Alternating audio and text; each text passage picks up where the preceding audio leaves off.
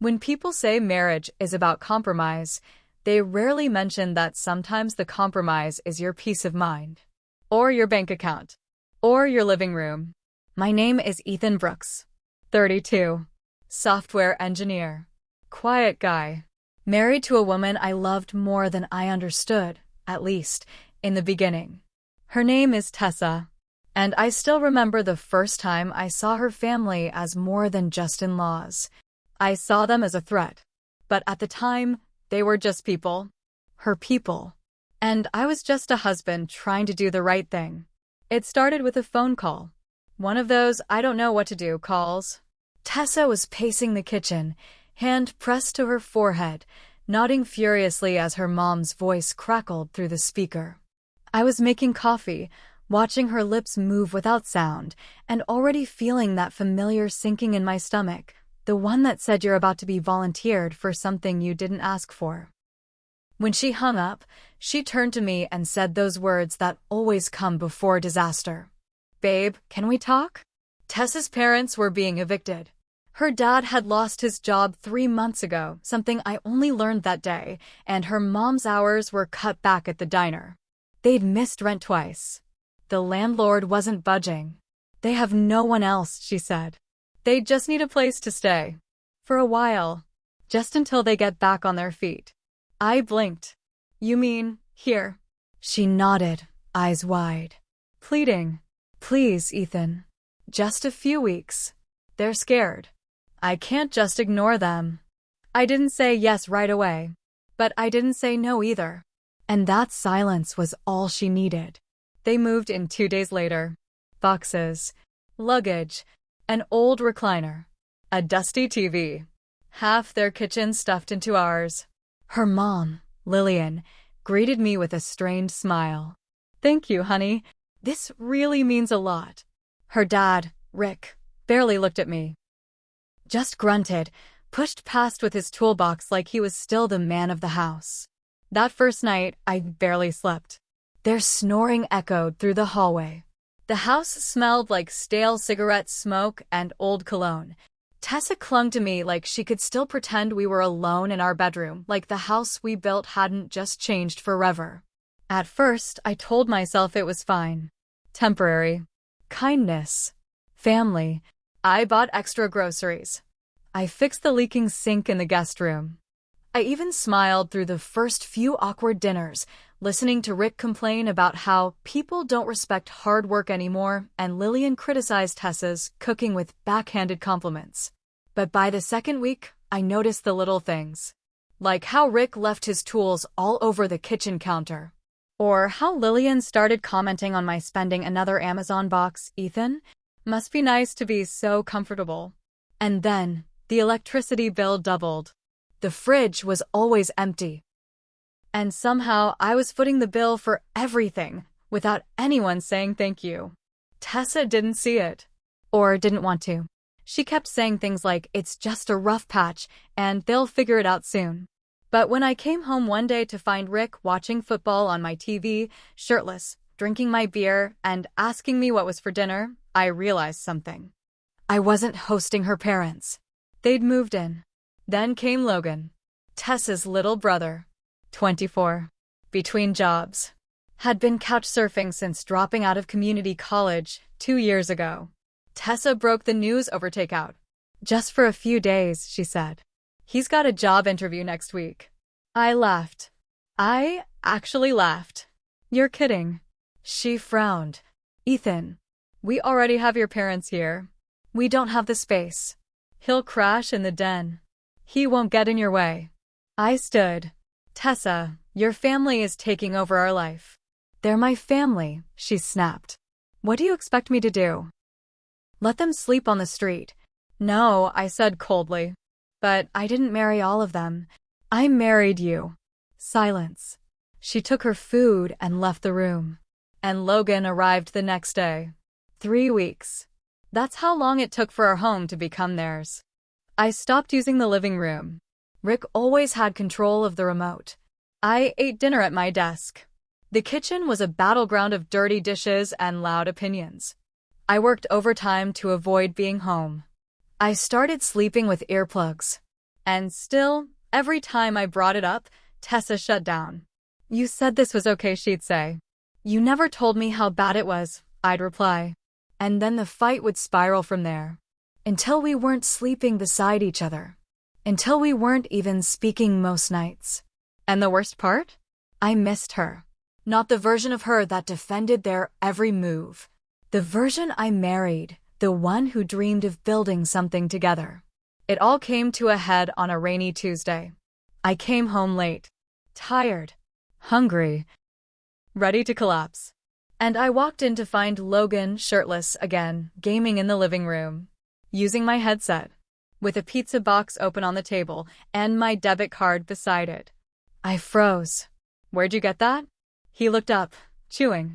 Tessa said I could use it. Chill out, man. That was it. The thread snapped.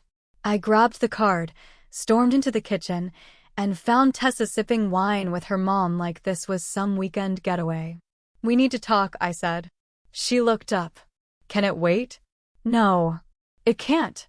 I laid the card on the counter. Logan used my card. For food. Again. Without asking. She blinked.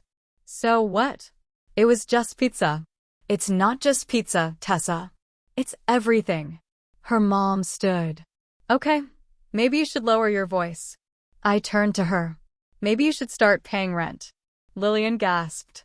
Excuse me. Tessa stepped between us. Ethan, stop. No, I said. You stop. You let them come in here. You let them drain our fridge, our money, our marriage. And you act like I'm the problem. Rick entered, holding a beer. What's going on? I stared at them. All of them. And for the first time in my life, I realized I was outnumbered in my own home. I looked at Tessa. You need to make a choice, I said. Them. Or me. The room went still. Tessa's lip trembled. Ethan. No, I said. I mean it. If they stay, I go. And then I did something I never thought I would. I walked out. No bag. No wallet. Just my car keys. And I didn't come back that night. I didn't go far that night. Just sat in my car outside the grocery store parking lot, engine off, rain tapping on the windshield like time trying to get my attention. There was something surreal about it all. 1 minute, I had a home, a life, a wife. The next, I had a car, a wallet full of receipts I didn't remember authorizing, and a question echoing in my head. How did I become the outsider in my own house? I crashed at my friend Caleb's place that night. He didn't ask questions. Just handed me a beer and said, guest bed's clean. Bathrooms down the hall. I slept like a rock. Woke up to silence. No Logan yelling at his Xbox, no Rick banging cabinets, no Lillian passive-aggressively asking why I don't eat more kale. Just peace. And I realized how starved I'd been for it. Tessa called twice the next day. I didn't answer. Then she texted. Ethan, please. Just come back so we can talk. I stared at it for a while. Then replied. I'll come back when they're gone. Her response was instant. Ethan, that's not fair. No. What wasn't fair was footing the bill for 6 weeks while being told I was selfish for resenting it. What wasn't fair was waking up every day to a home I no longer recognized. What wasn't fair was watching the woman I married prioritize everyone except me. That evening, Caleb and I sat on his porch. Beer in hand. Quiet. Then he said, You look better already. Yeah, I said. Feels like I've been holding my breath for months. You gonna make her choose? I stared out at the dark street. I already did. Tessa showed up the next morning. Knocked once. Caleb let her in. She looked tired. Like she hadn't slept either. Eyes puffy, hair in a bun, hoodie zipped to her chin. Ethan, she said. Can we talk? Alone. Caleb disappeared. She sat on the arm of the couch, not the cushion. I didn't know you were this upset, she started. I've told you. Not like that. I ran a hand through my hair. I shouldn't have to shout to be heard in my own house. She nodded. I know. Silence stretched between us. They're my family, Ethan. And I'm your husband. That hit her. She looked down at her hands. I thought I was doing the right thing. For who? She didn't answer. It's not just the money, I said. It's the disrespect. The entitlement. The way they act like I owe them something. They were scared. So was I. She looked up. Surprised. Of what? Of losing you. And for the first time since all this started, I saw it register. Regret. Real, raw regret. I don't want to choose between you, she said. But you already did. 2 days later, she called. They're leaving tomorrow, she said. I told them it's time. I didn't ask what she said. Or how they took it. I just said, okay. When I came home, the house was quieter. Still not empty, but quieter. Logan was packing. Rick was in the garage. Lillian avoided me. Tessa looked at me like she didn't know if she could hug me. I let her. Because no matter how angry I was, part of me still missed her. They left the next afternoon. No goodbyes. Just silence.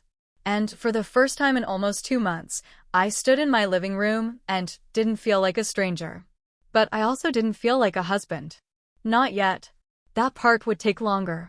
Tessa tried. She started cooking again. Little things. Quiet things. She asked about my day. Watched shows I liked. Sat closer. But I was cautious. Guarded. Because being taken for granted leaves a bruise that polite conversation doesn't heal.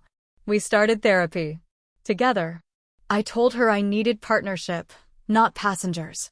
She cried. I didn't.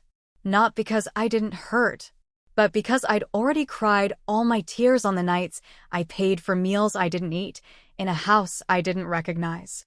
It took weeks, but we found a rhythm again. We cleared out the guest room, repainted it, bought a desk, turned it into an office. Together, we made new rules. No long-term guests. Shared financial transparency. Mutual respect. Simple things, but sacred. Tessa apologized again. Not just with words, but with effort. And I let myself believe we could be okay again. We weren't perfect, but we were trying. And that counted for something. Then Ashley called. She wanted to visit. Just for a weekend, Tessa said. She's not like the others. I looked at her. And I said no. Tessa blinked. I stood firm. This house is a home again. I won't let anyone undo that. She didn't argue. She just nodded. And for the first time in a long time, I knew she meant it. But peace has a way of testing you. And ours wasn't done testing us yet. Peace, I learned, doesn't always come with celebration. Sometimes it arrives like a tentative guest, unannounced, nervous, and liable to vanish the moment the room shifts. For a while, it stayed. Tessa and I moved like people learning to speak a language we had almost forgotten. She made coffee in the mornings before I left for work. We sat on the couch in the evenings, quiet but present.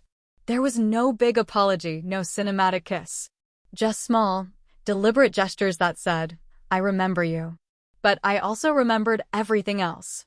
How it felt to come home to a living room hijacked by someone else's father. How my own money had vanished into pizzas and six-packs I never drank. How I slept beside a woman who couldn't see I was crumbling. I forgave her, yes. But forgiveness doesn't mean forgetting.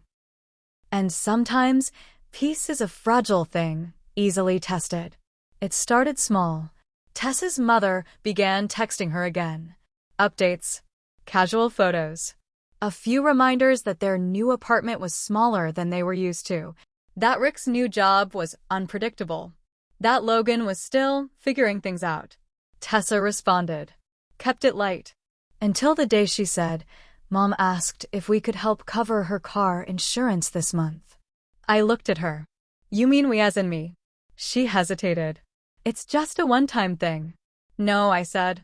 Ethan. No. She didn't push. Not that night. But the next week, it was something else. Logan's phone broke. He can't get interviews without it. I raised an eyebrow. And we're a phone provider now? He's family. I set down my fork. So am I. She looked stung. I'm not trying to choose them over you. Then why does it keep feeling like you are? We argued again. Not screaming matches. Not the explosive kind that end with slammed doors. No, our arguments were colder now. Sharper. Measured in tight smiles and clipped words. We danced around the real issue. She still hadn't fully let go. And I couldn't shake the fear that our home was only temporarily ours, that one knock on the door could send it spiraling again. Then the knock came. It was Logan. At 10 p.m. Drunk. Tessa opened the door and found him swaying, eyes red, stammering something about a fight with a friend, nowhere to sleep. She let him in. I stood in the hallway, watching her lay a blanket on the couch. "This is just for tonight," she said. "He has no one else." I stared at her. We had rules. He's my brother. And this is our house. Logan slurred something unintelligible and passed out. I didn't sleep. I sat on the porch until the sun came up, wondering when exactly I'd stopped feeling like this place was mine. The next morning, I packed Logan a sandwich and handed him $20. "You can't stay here," I told him. He nodded, sheepish. "Hungover." "Yeah, I get it." He left. Tessa didn't speak to me for a day, but I didn't regret it, because I'd spent too long sacrificing my sanity for silence. That week, our therapy session hit a nerve. The counselor asked Tessa, "Why do you feel responsible for your family's survival?" She teared up. "Because I watched them lose everything, and I couldn't stop it. I thought if I just gave a little more, maybe this time it would be different." Then she turned to me. "But I didn't realize I was breaking you in the process." I didn't cry, but I held her hand. Because sometimes progress doesn't look like rebuilding.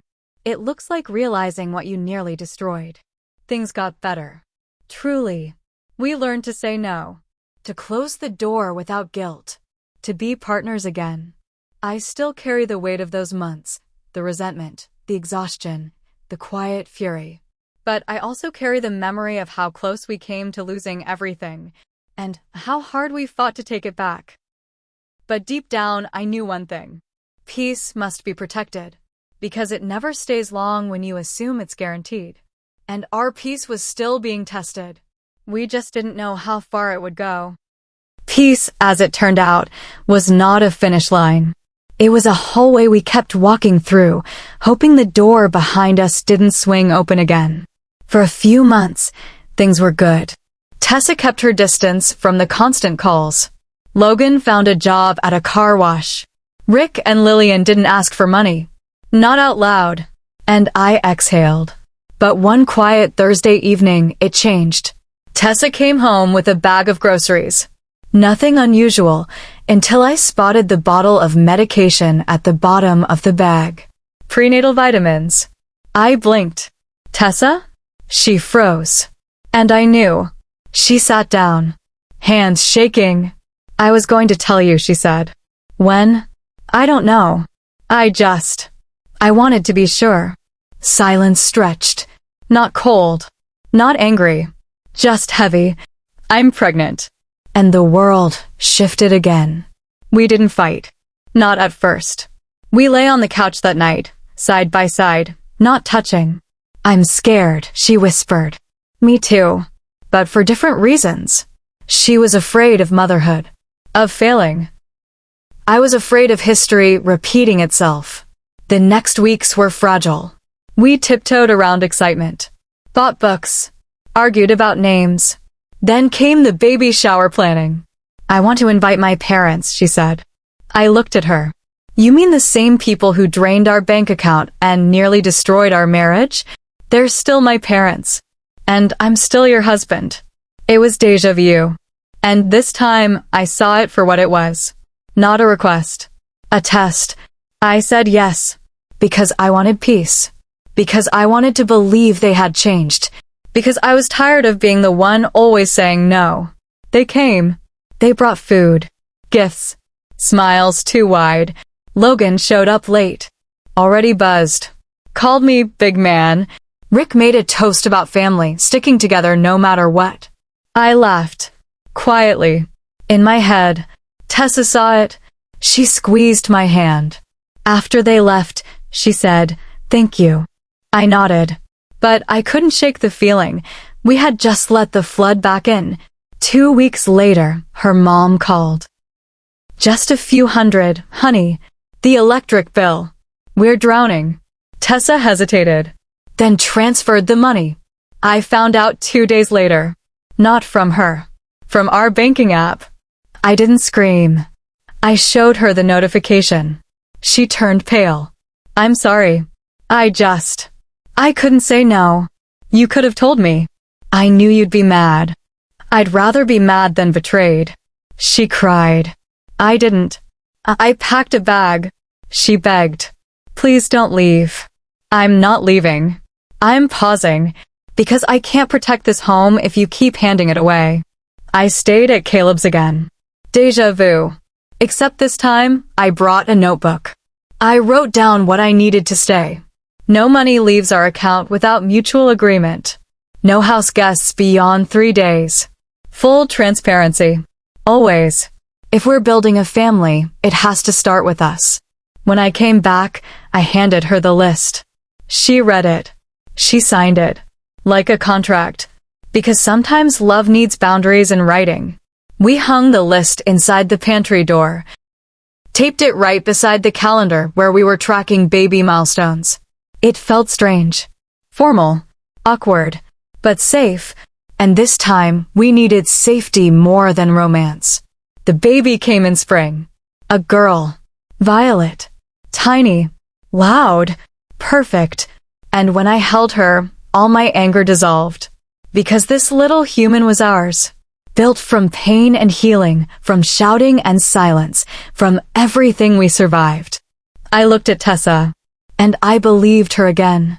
Not because she changed overnight, but because she chose me again. And I chose her. And for the first time since the door first opened to her family, I didn't feel like I had something to protect.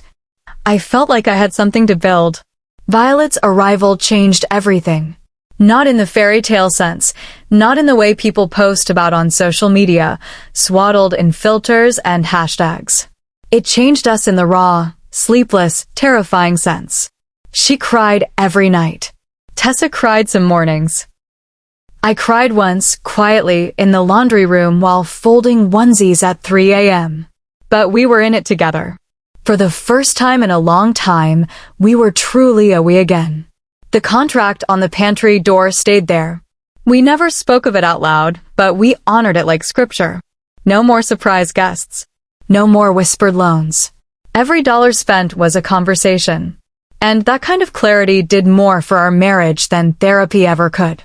Lillian called once when Violet was 2 months old. Tessa answered in the hallway. I heard her say, "I love you, Mom." But not this time. She hung up. Sat beside me on the couch. I didn't ask what it was about. She didn't offer. But we held hands the rest of the night. Logan texted, asking to crash for a weekend while he sorted stuff out. Tessa didn't even respond. And that silence was the clearest answer we'd ever given. We framed a photo of Violet's feet. Hung it in the hallway. Underneath it, we wrote, "Built on boundaries. Raised with love." It wasn't just a quote. It was a declaration. On Violet's first birthday, Tessa surprised me. After the party, after the cake, after the last balloon had been dragged across the hardwood floor, she pulled me into the kitchen. She handed me an envelope. Inside was a note, handwritten in her messy, looping script. "Ethan, thank you for staying when I gave you every reason to leave. Thank you for fighting for the house when I thought peace meant surrender. Thank you for teaching me that love has rules, and that rules don't ruin love, they protect it. This home, this child, this life, none of it means anything without you in it. Love. Tessa." I read it twice. And I kissed her like it was the first time. Because in a way, it was. The first time we'd truly chosen each other not out of survival, but out of strength. I still think about those months. About the noise, the resentment, the slow erosion of everything I thought we were. But I don't dwell. Because this is not a story about how my wife let her family move in and expected me to pay for everything. This is a story about how we almost lost ourselves and how we clawed our way back together, one quiet, sacred boundary at a time.